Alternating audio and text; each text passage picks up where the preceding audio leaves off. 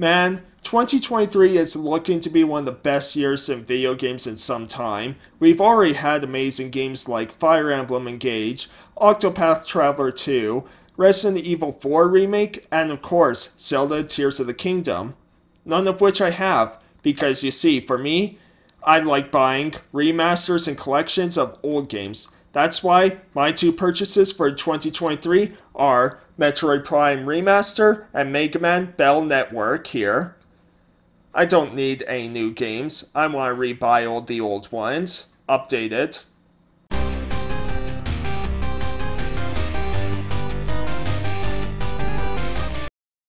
Hey everyone, how's it going? Total Level here with another My Top 5 list. This time, we're looking at my top 5 most anticipated games for the rest of 2023. So yeah, like I said, just the 4 I named at the beginning skit there are amazing. I wish I could get all 4 of those games along with quite a few others that I know I missed on that list, but yeah, just have to be a bit patient. So for now, thought I would talk about kind of my top 5 for the rest of kind of 2023, especially because like 4 of these come out in June and then the last one comes out in July, so thought this would be a good time to do this list, right? So yeah, so how I rank these is kind of like not just my most anticipated games, but kind of the order they're ranked in is ones that I would buy sort of right away, day one, that sort of stuff, or ones I already had pre-ordered, so I'll get them. And the ones near the bottom will be ones that I do really want to get, but I'll probably wait a little bit till the price drops, because I believe like 2 of these should drop quite a bit, and yeah, the 3 of them I'm not too sure about, so yeah, we'll have to see. But yeah, you might be surprised by my list. It's yeah, going to be a lot of fun to look at this, I think, for a lot of people. So yeah, I do have to say too, one of the items I do cheat a bit. I do say 2 games on one, just because I'm not fully convinced one game will come out. Now, I'm showing this before Sony's State of Play that's supposed to happen on the 24th, I believe. Either 24th or 25th, so I wouldn't know. So yeah, I just want to let you know that I put 2 games in because, yeah, by the time I record, edit, and upload this, schedule it, like, it will be done before the State of Play, right? So yeah, and I wanted to put 2 there, just because I'm not fully convinced one will come out. So that's all you kind of need to know. So without further ado, here are my top 5 most anticipated games for the rest of 2023. Number 5, Story of Seasons, A Wonderful Life. So if you ask a lot of people kind of their top 5 Harvest Moon games of all time, a lot of people will probably say Wonderful Life in one of those 5 spots, myself included, as really looking forward to the remake. Now, this is at the bottom because I am okay being patient with this, considering, you know, I have played the original, and these games tend to go on sale pretty quickly, so I don't mind waiting a little bit, but still, I'm very, very excited for this remake because I love A Wonderful Life. I love kind of how your entire family grows up together. It's just really, really special, I find. And yeah, I love any of these Harvest Moon, now known as Story of Seasons games, you know, and just yeah, I can't wait to go back to A Wonderful Life. Number 4, Master Detective Archives, Rain Code. So, if you're like me and absolutely love kind of your Danganronpa games, then this is another Spike Chunsoft game that you're looking forward to ever since it was announced. Exclusive to the Switch, at least for now. This game just looks really weird and bizarre, and it's one of those where I watched kind of the original trailer and that's all I kind of watch. I want to keep myself sort of secret from this because yeah, these games I want to go in as blind as I possibly can, right? And it just looks really cool, a nice blend of kind of that visual novel type of style along with, you know, solving puzzles and mysteries, and seems like there's an RPG element to it too, so this looks like it's going to be a lot of fun. I'm not sure if I'll buy this right away, but I'm definitely keeping my eye on it because it looks like my type of game for sure. So yeah, at number 4 I have Master Detective Archives Raincode. Really looking forward to this. Number 3, Loop 8, Summer of Gods.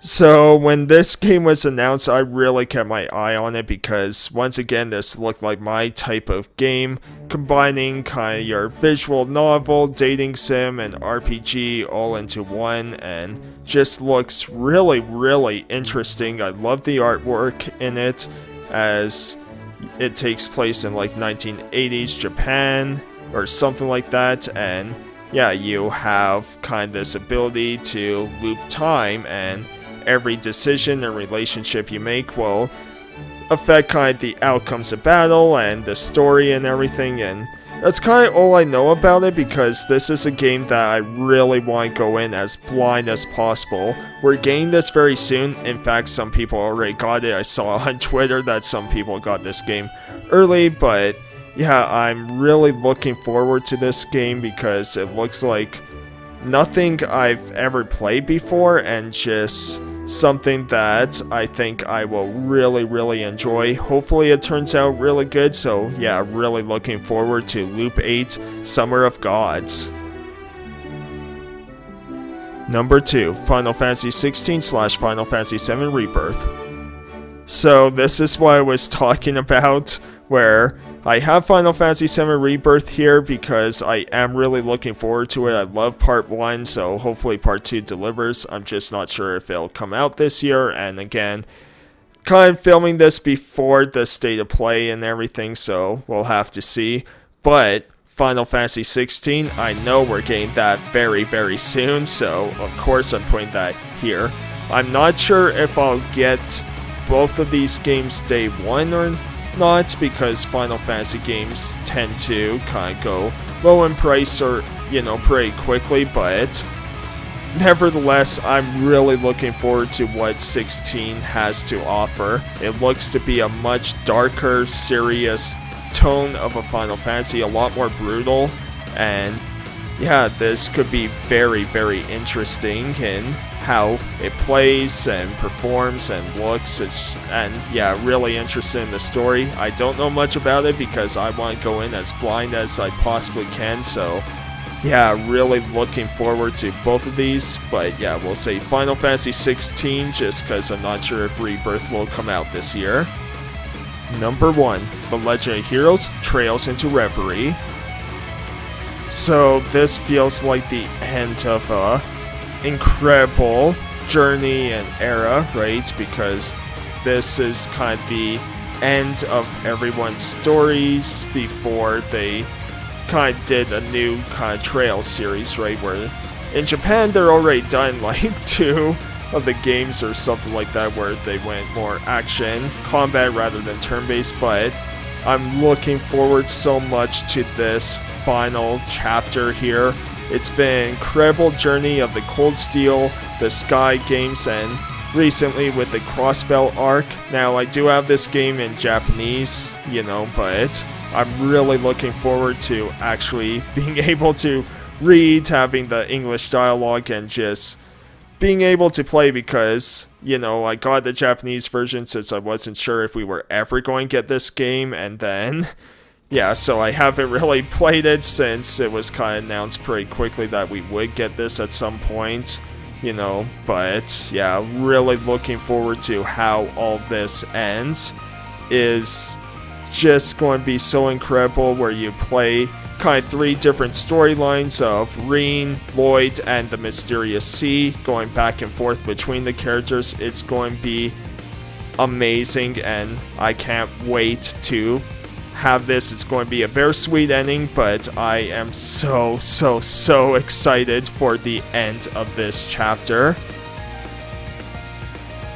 Alright, so I hope you enjoyed that list. Like I said, yeah, some of them might surprise you, and yeah, with Final Fantasy 16, I put 16 and, yeah, Rebirth, because I'm not sure if the second part of Final Fantasy VII Remake will come out this year. Like I said, I made this before the state of play, so there might be a trailer and a release date and everything, I'm not sure, but yeah, just wanted to let you know. And yeah, other ones you might be surprised aren't on this list, like Starfield, and that's because I'm looking forward to Starfield, but with the amount of delays and everything, the hype's kind of died down, and for stuff like Diablo, I'm okay waiting to play Diablo. I always waited to play, like, the latest Diablo games, right? But yeah, so things like that aren't on this list and everything, but yeah, I'm really looking forward to the end of kind of the Legend of Heroes Trails